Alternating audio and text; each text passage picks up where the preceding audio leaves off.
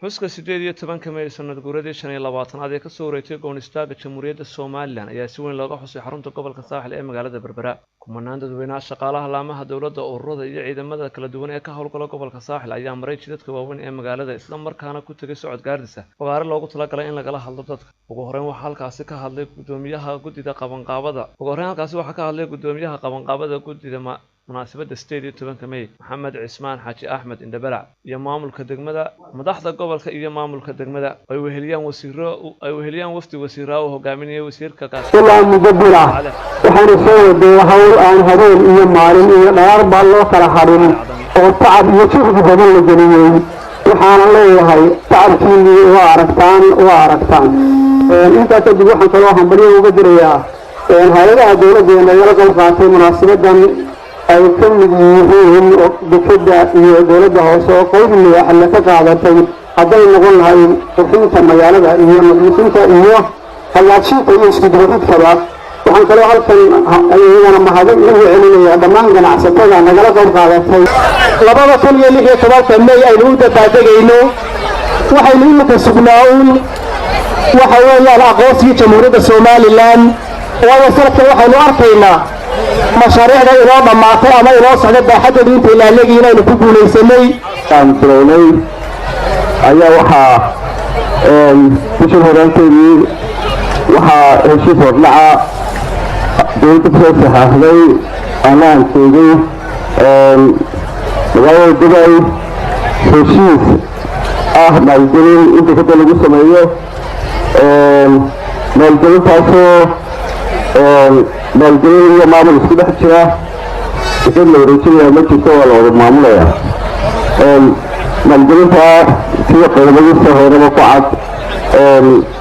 waxaa la dhisi doonaa deked cusub oo container terminal ah oo casri ah iyadoo madaxweynaha Jamhuuriyadda Soomaaliland Axmed Maxamed Maxamuud Ilaahay uu ka doonayo shacbigiisa beerista shacbigiisa wuxuu ku dhawaaqay hadday ka gaadhayso in qarannimada Soomaaliland aan laga noqonayso maaha kadna hadday gaadhayso shacbiga sheegaysaaye kadna hadday gaadhayso laga noqon maayo maaha hadaga Soomaaliland hadhaho Soomaaliland ha guulaysato Soomaaliland ha israacdo والسلامات هين عرهد باتشوتين آبيات بولي مهما السلام عليكم ورحمة الله وبركاته الشعوط والظلمات ومدير تعالي عرهد دوحا وحوالي ما أنت أسقيمها كل ذي قريان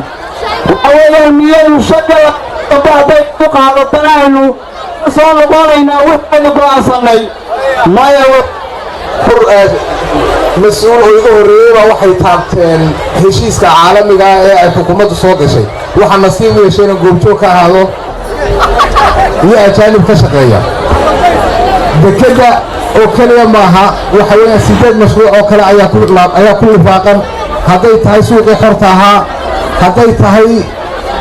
wadadii Berbera iyo wajaale u dhaxaysay hadday tahay tamarta iyo energy iyo wixii kale badan soo raaca inta ka bacdi وعن وفدي عام سلام إذا كسبنا ديرا مدحوينا جمهورية سوماليلاند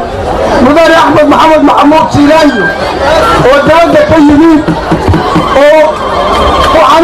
وعن مانتا وجدها هو إذا نوتو بنايتان أول أن نوتو مناسبة إلى لأنه موسى العضي مكفر عشان تاهي بربري مصور علي سنتاهي تاسانو غارينا xuska 18 May ayaa ahaa kii ugu balaarnaa ee lagu qabto xarunta magaalada Berbera. Imikana idinku wareejiyay wariyahayga Soomaali Cable ee magaalada Gabiley.